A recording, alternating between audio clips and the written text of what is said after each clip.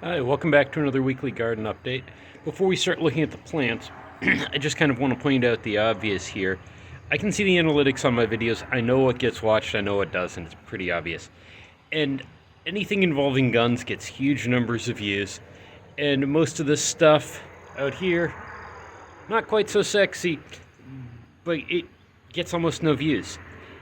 If you have piles of guns and no food, you may want to reevaluate this because the odds of you actually needing a firearm are very, very low.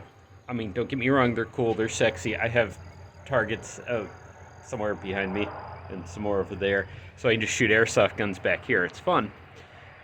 But the odds of you actually needing a gun are very low. The odds of you needing food, I'm pretty sure that 99% of the people watching this will at some point today need to eat food. So, food should be a higher priority. Okay, enough ranting, let's get to the garden. So you look over there, my wife's been harvesting a little bit of her bok choy and not replanting because she's not sure it's going to survive the summer. We probably should replant, see how that goes. Over here, those little plants, I actually don't know what these are. They're from the Philippines originally. That cultivar is. And they were given to us by a friend at church. So my wife knows what they are, and she planted a bunch of them. Similarly, these, and that person's probably watching the video, so thank you for those. Are also some from the Philippines, and I don't know what they are. Now things get a little interesting over here. This is a pepper that we planted last year as a seed, and just stuck in that pot inside all winter. And as you can see, we got our first red pepper. I actually don't know what these are. Supposedly it's a Thai chili, but most Thai chilies are like Tabascos where the pepper goes up off the stem instead of hanging down like a jalapeno. So we have no clue what those are or how spicy they are. Here are my peppers that started late. Now, this first column was one kind of pepper, and this column was another. One side's jalapenos, one side's habaneros. I don't know which one's which. On this side, they were getting big, so I moved them into the ground. I'll probably move a few more later. And then over here, we've got my late start tomatoes. Once again, one side of this, one side is, I think it's big red tomatoes, and the other side is cherry tomatoes. I don't know which side's which, so I'm just trying to pot them as I've got space. They are getting a little leggy, but that's not a problem with tomatoes, because if you look at the little hair on them, when these get planted in the ground, they're basically going to have dirt all the way up there, and all those little hairs are going to produce new roots. So the fact that they're kind of tall and leggy is not a bad thing. It's almost a good thing. I just need to figure out where in the garden I'm going to put them, because I kind of have a lack of space. Over here, the squash is continuing to grow.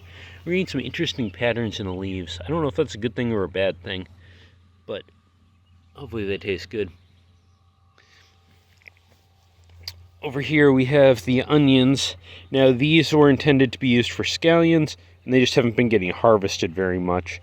So that's why I've got tall onions here. Those empty buckets are probably going to become tomatoes when I get around to planting them. The chard, my little chards aren't doing particularly well. I need to get these in dirt, bigger pots. I'm just not sure I'm going to get around to it. There's one there and one little guy there. And these old ones that were planted a while ago. And these plants back here survived the freeze last winter, like in December. And they're very, very hard. Like these leaves, they're thick, and honestly, I don't think it's going to taste very good. So that's why I haven't been harvesting them. But anyways, that's the chard. Over here, garlic is continuing to be garlic. This was just a HEB grocery store garlic head that we had kicking around, and it got old, so we planted it. No idea what I'm going to get out of that. I'm down to one watermelon here, and this is another case of I don't know what I'm going to get out of that. It was just kind of an experiment, and we have watermelon growing. Over here, I've got the first of the big peppers that moved up. So I kind of suspect, oh, that one's fallen over. I kind of suspect these are jalapenos, just because they've gotten big.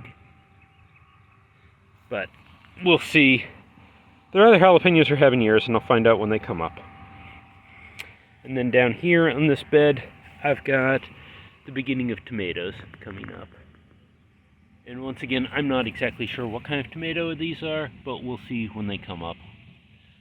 They're either going to be small fruit or big fruit.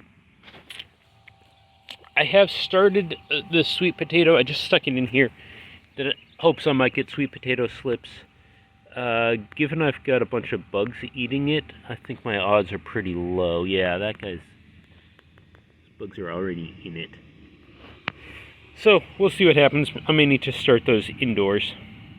And then, as you can see, more tomatoes. That one's actually looking pretty good for his size.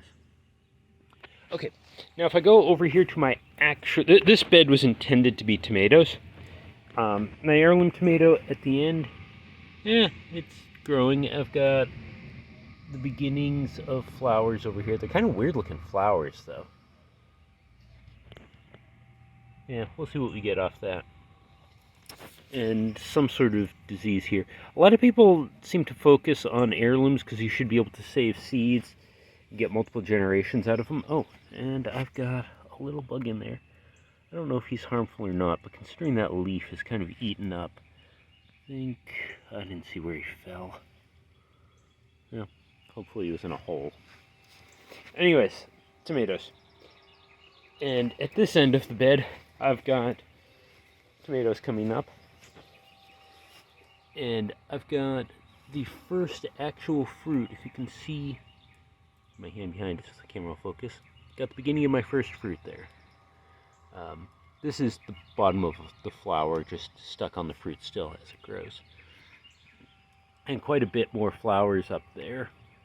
I'm sort of thinking about taking this sucker here and cloning it, because I should be able to cut that off and plant it, and as I mentioned earlier, all those tiny little hairs will form roots, and I'll get another tomato plant. Let's see if I have the energy, ambition, and space. And there's another tomato plant. That doesn't have fruit on it yet, but it's got flowers.